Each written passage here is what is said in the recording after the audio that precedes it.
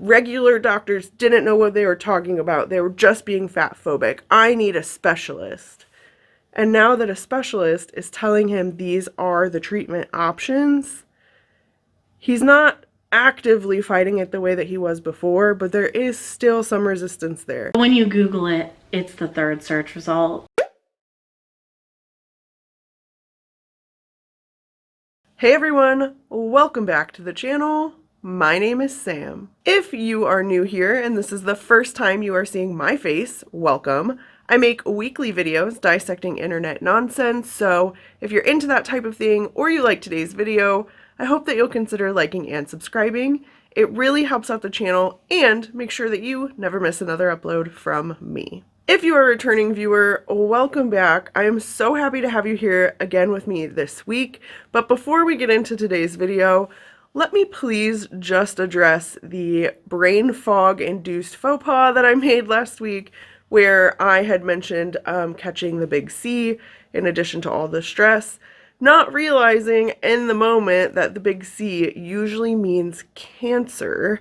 And so thank you for those of you who pointed that out to me in the comments. I'm really glad that I decided at the last minute to throw the little text box on the screen to clarify, because, you know, this platform and its inability to just let us say what we mean about something that affected us globally over the last 5 years is just ridiculous. And us having to talk to each other in code about it means that I almost accidentally said something else. So I promise I am okay. I am very sorry if I gave any of you a scare. I did not mean to do that. I was just trying to please the YouTube gods while also telling you why I sounded the way that I did last week, because it was rough. Alright, so on to today's video, and I feel like I just have to preface this by saying that I fully was not expecting to be talking about Jordan Underwood on the channel so soon. I actually had a couple other video topics scribbled down on my desk over here. But last night, as I was scrolling through TikTok, Jordan popped up on my For You page with a video that left me feeling so frustrated that I realized I needed to just bring this frustration to the channel and talk about it with all of you today. In this video, Jordan is reacting to a commenter who said something along the lines of, I heard somewhere that Jordan put off treatment and starting keto because of his fat acceptance beliefs. And Jordan's response to this comment floored me. So I'm going to show you just a little abbreviated version of this TikTok initially, because it is almost 6 minutes long. And then we will deep dive into it together. Take a look. You are not owed this information, however, because I do not know where you got this information from, I'm going to clarify some things about the timeline of my symptoms, diagnosis, and treatment. I began experiencing severe heaviness in my legs and back pain in June 2021. In February, I began meeting with the surgeon who was going to remove the dermoid cyst. It was also at this time that I began to notice a swelling in my legs. When the swelling didn't go down after a month, I went to the ER, because leg swelling can be a sign of blood clots or heart failure. When they didn't find anything wrong at the ER, I went and had an appointment with my PCP. My PCP referred me to a vascular surgeon who didn't have any appointment availability until July 2022. In that time, it was recommended that I do leg exercises to stimulate the lymphatic movage and reduce the swelling, which I did. I just cannot get over how condescending the tone is with that first line of like, well, I don't owe you this, but here I'm gonna go ahead and make a 6-minute TikTok anyway. And as I was scrolling the initial comments, I was reading a lot of comments trashing the keto diet, as well as just shouting into the void about how much the US healthcare system sucks. But the one that made me laugh the most was someone saying, clearly this commenter has not been paying attention because you've been posting about your health journey on your platforms. And while this commenter that Jordan is responding to is not 100% accurate, Jordan's response is noteworthy. And what I want to do today is focus on answering that question of where this person could have possibly gotten that information from. The truth is, Jordan, just because you're asking very specifically, we came to that conclusion from your own words in your own lump leg series here on YouTube. Whether you stated it explicitly or just simply implied it, everything that we've talked about that this commenter kind of mentioned came directly from that series that you were promoting on YouTube. I think you had about 5 episodes, and that I only just found out tonight have been conveniently removed. And much like the previous video we did talking about the lump leg series, what I want to do today is focus solely on Jordan's fat acceptance rhetoric and how that rhetoric kept him from getting treatment and or exacerbated his health issues. So here's what I'm going to do. We're going to listen to Jordan in this new TikTok where he's sort of rewriting the story. And then we're going to compare directly to the YouTube video timeline and or events as he's told us now in these 2 conflicting narratives. Don't worry, I have all those YouTube videos downloaded from my previous video, so we can compare apples to apples. Does not matter that they removed. Everyone should know by now that the internet is forever.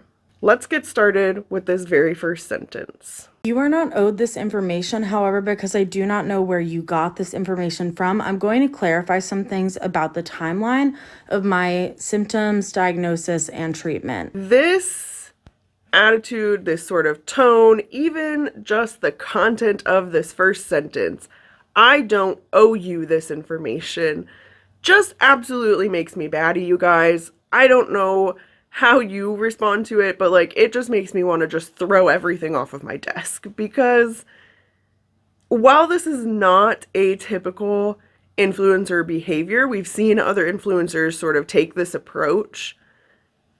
You, as the influencer, Jordan, chose to put your health journey on the internet.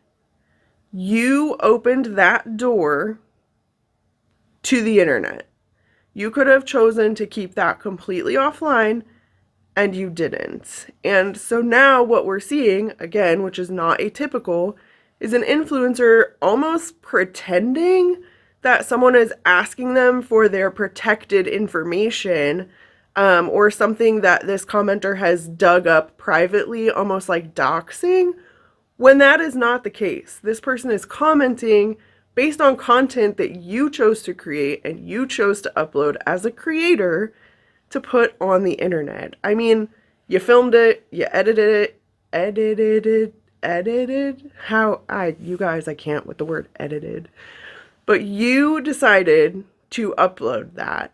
And while you can close that door, which maybe you tried to do by deleting the original Lump Leg series off of YouTube, you're still filming that content for your TikTok, likely because it brings you ad revenue and money.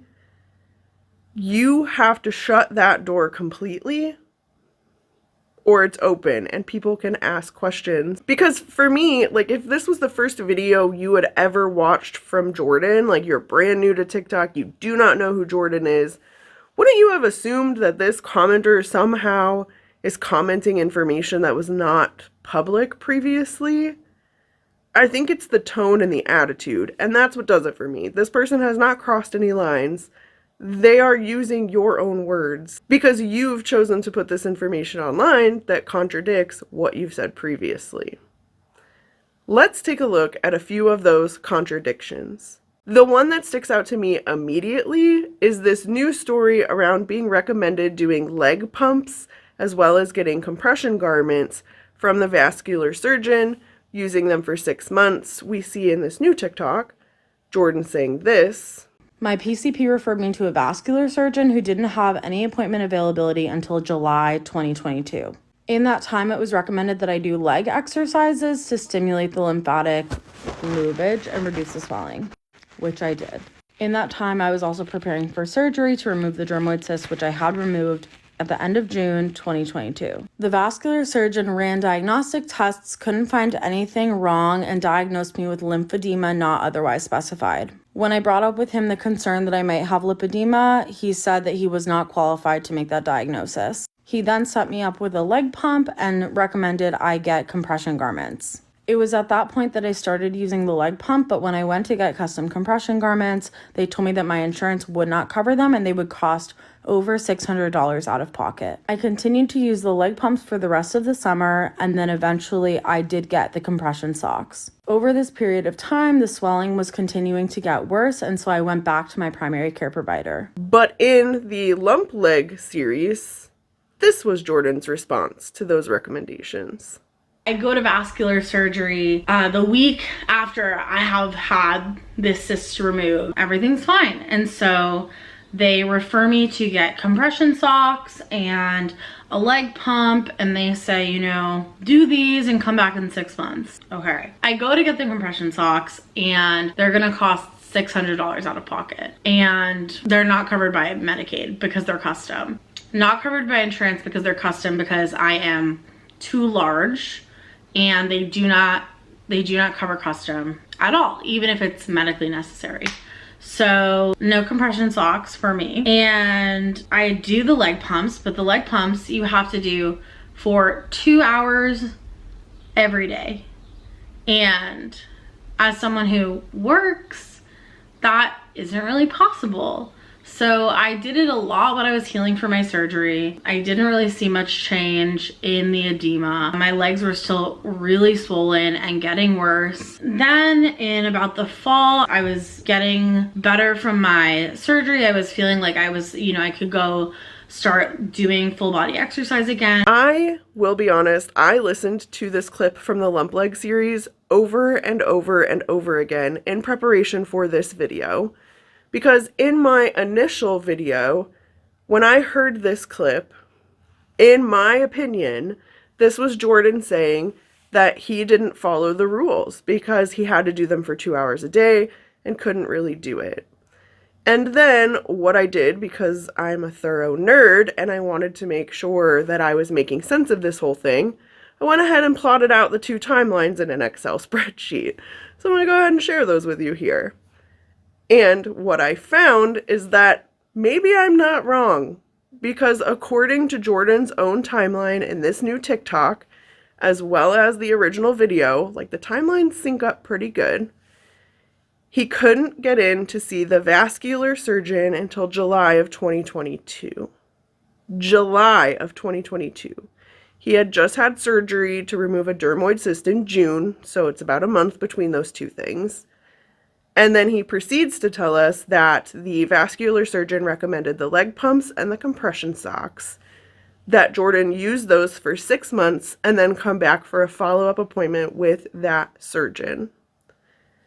Jordan tells us, in addition to the comment about not having time to do them because you have to do the leg pumps for 2 hours a day, and that he couldn't afford the custom compression socks because they weren't covered by insurance, that he did those while he was recovering from surgery and the rest of the summer in this new TikTok, which would mean he did them for about a month before just deciding, well, I'm not seeing progress, so I'm not going to continue to do that.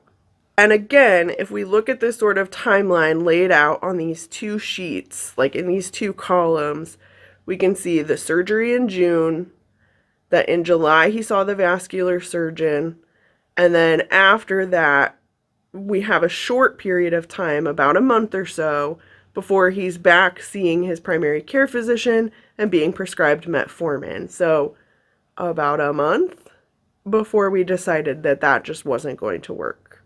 The second thing that really stuck out to me, because this is my second time engaging with this timeline, having watched the lump leg series and now having watched Jordan sort of redefine this timeline, is that in 2023, May of 2023 to be specific, Jordan says that his therapist recommended that he reach out to a specialist for lipedema specifically on his own because clearly the 10 plus doctors he'd talked to had nothing, didn't know about it, couldn't diagnose it. So the therapist suggested, well, just Google the specialist yourself. And within a week, Jordan had a congestive lymphatic therapist and also a doctor who diagnosed stage 4 lipedema. Now, here's why I find that interesting. And again, it's because of my previous engagement with this content.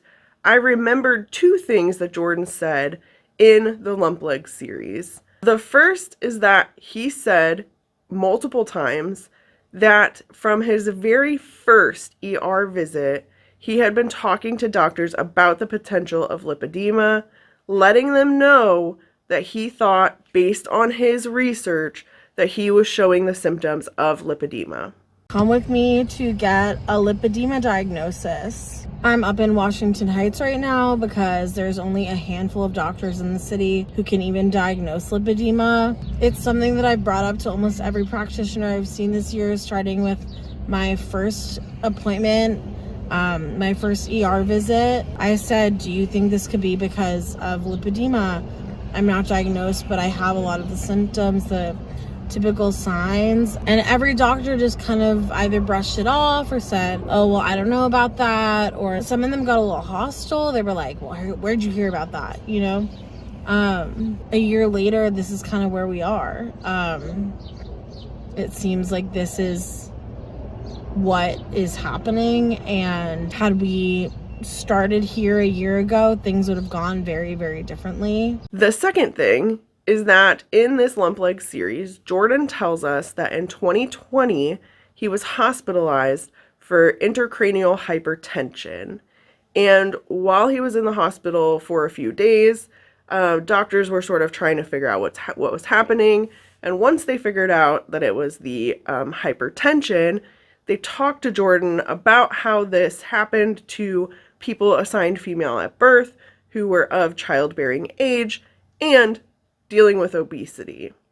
And because Jordan is in the fat acceptance realm of the world, he didn't want to believe that and decided to do some Googling on his own to see if it maybe had to do with the testosterone.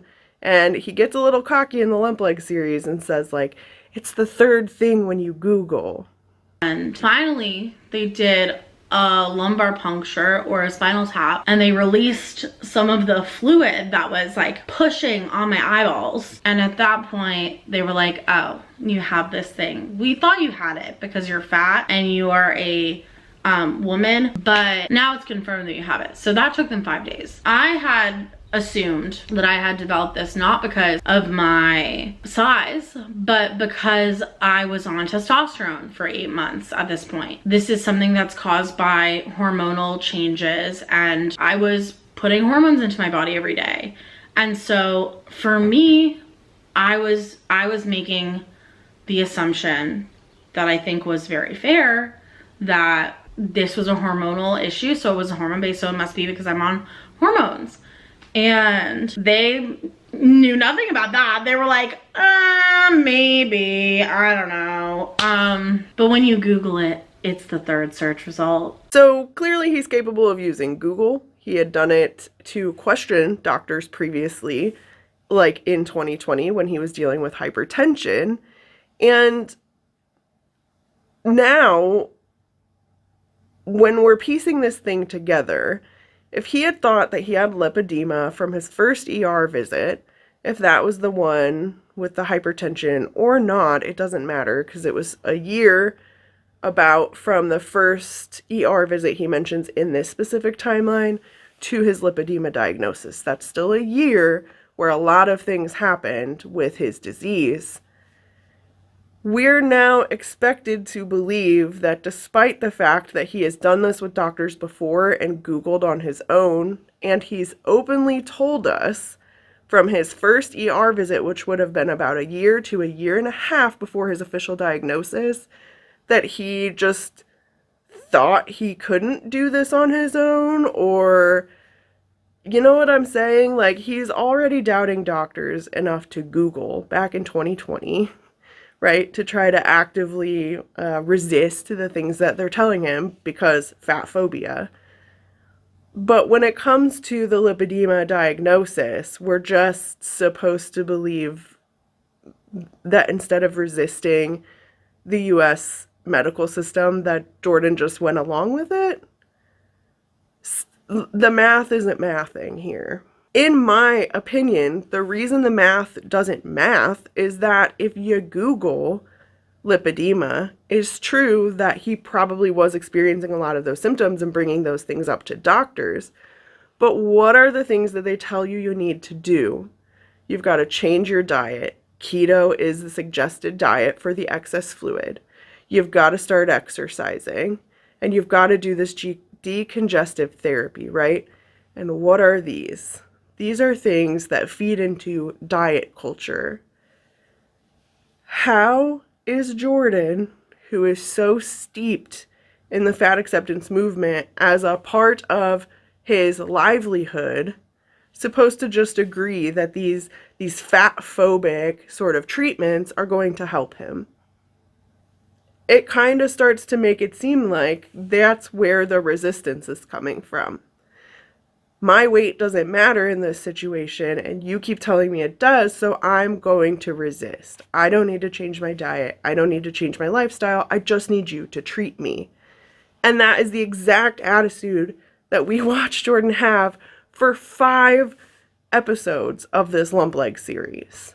The next thing that really got to me was Jordan explaining his journey with the keto diet, saying that the same week he got his diagnosis and found his congestive lymphatic therapist, that he went on the keto diet. CLT was incredibly concerned and suggested I go on a keto diet if it was possible. That same week, in May 2023, I began a keto diet.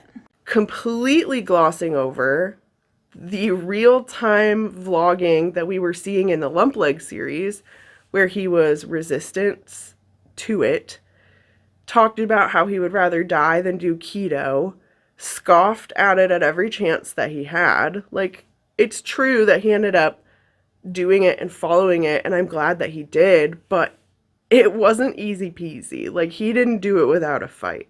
And to this day, even on this very TikTok, Jordan's hearting comments about how the keto diet is trash. And I'll give him a little credit. He's commenting like, for right now, it's the best diet for the excess liquid, blah, blah, blah, but my dietitian is skeptical. There's still a question there for Jordan. Like, he's still actively resisting treatment, even though it's the treatment being told to him and specified for him by the specialist that he wanted, right? Regular doctors didn't know what they were talking about. They were just being fat phobic. I need a specialist. And now that a specialist is telling him these are the treatment options, he's not actively fighting it the way that he was before, but there is still some resistance there. And that's what we're seeing, whether he says it explicitly or not. And finally, he just tells us that he dropped everything in his life to go to treatment at a fat camp because that was his last resort, and he really felt this sense of urgency. I dropped everything in my life to go get treatment. And while he did go to a fat camp and he did have to drop everything in his life to go there, we again actively saw, like, he filmed and edited and uploaded a video telling us, well, I might just put it off if the fat camp is my only option. So, I don't know. It's just like I feel like I'm stuck between a rock and a hard place. And the rock is fat camp and the hard place is not getting treatment, which I just don't know. I just want to be able to get treatment for the issue that I have. I don't know why that's so difficult. But clearly it's more difficult than possible. Saying that you dropped everything because you were taking this thing so seriously when we saw you wavering on it in a vlog that you took and put on the internet is just wild to me. Like, did you forget that the video evidence existed? Like, how are we just confidently pretending that that doesn't exist? You guys, the math and the mathing today is it's just not a thing, apparently. This attempt to sort of redefine the progression to diagnosis and treatment is just odd and interesting to me, right? Because The video exists online. Like, we can see it. It's been captured. The internet is forever. And this isn't the first time we've seen people use one platform to sort of tell a story that's not the whole story, right? That's kind of what we've been talking about a little bit on the channel when we're talking about glitter and lasers. Using their platforms in these ways where you're only getting about this much of the story, and sometimes it's true and sometimes it's not. What I will say to sort of wrap this thing up is that it is clear to me from watching Jordan's content that now that these specialists are the ones saying this is what you have to do to actively treat your condition and get better, Jordan is doing those things. He's maintained the keto. We see TikToks where he's wrapping his legs for the decongestive therapy. He talks about going to see his therapist quite frequently. We've seen the water aerobics, the things that they're recommending, he's clearly doing. And I'm glad. Everyone should get treatment for their conditions. And so I'm really glad that he's taking it seriously and doing what he needs to do. But none of that changes the fact that his early resistance of treatment, because it was potentially fat phobic, right, or wrapped in diet culture, because of the space he exists in as a fat activist, in my opinion, and as we've seen documented on his own platforms, it exacerbated his health issues. I think it's safe for us to say that. If he had asked those questions, if he had been as hard-headed as we normally see him being with these doctors and going out of his way to just look for a lipedema specialist on his own, if he had maybe even done what was recommended with the actual leg pumps and compression socks, would he have seen a slowdown of the rapid progression of his disease?